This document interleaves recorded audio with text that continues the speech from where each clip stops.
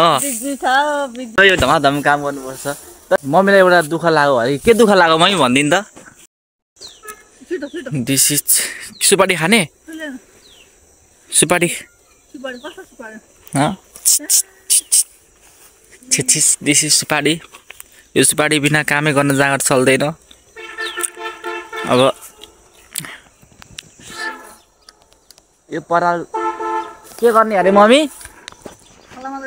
थलामा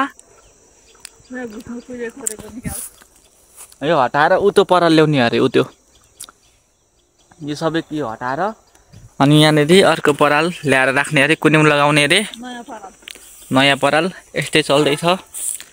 सुपारी पनि कति सानो हो गएको सुपारी गाई छ अरे गाई छ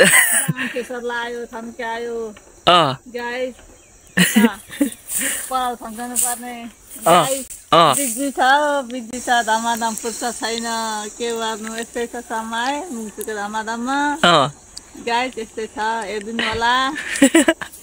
लाइक कमेन्ट सेयर गरिदिनु होला। होइन कोसिस जारी छ। अब एकदम राम्रो भन्नु भयो नि त मम्मीले लाइक कमेन्ट सेयर गरिदिनु होला होइन ठिक छ नि। अब यो हटाउन धमाधम गर्नुपर्छ। अब हटाएर अर्को पराल राख्नुपर्छ ल। मम्मीलाई एउटा दुःख लाग्यो अरे के दुःख लाग्यो मम्मी भनिदिनु त के भयो अरे। अहिले बुढोले लसकाएर दुःख लाग्यो भन्दै हुन्थ्यो त अनि यो सघाउने मान्छे कोही भएन अरे बुढो भए त सघाउँथे अरे। अनि उता बाबा उता काम गर्दै हुनुहुन्छ नि त अनि बाबा उता काम गर्दै हुनुहुन्छ अनि बाबाले कतितिर भ्याउनु त बाबाले उता काम गर्दै हुनुहुन्छ अनि यहाँ फेरि बुढै चाहियो अरे फेरि काम गर्नलाई चाहिँ यहाँनिर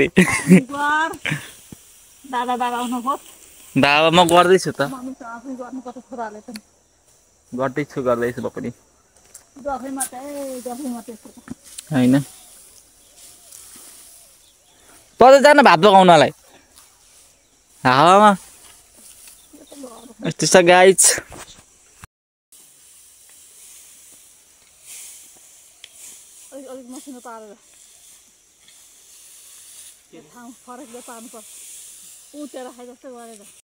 ल फाइनली गाइस यो पुरै सफा गरेको अवस्था छ होइन। भोलि उ त नयाँ कुन्यौ हालेपछि नयाँ परेर राख्ने रे त्यतिखेर हेरौँ ल। हस्त धन्यवाद बाई।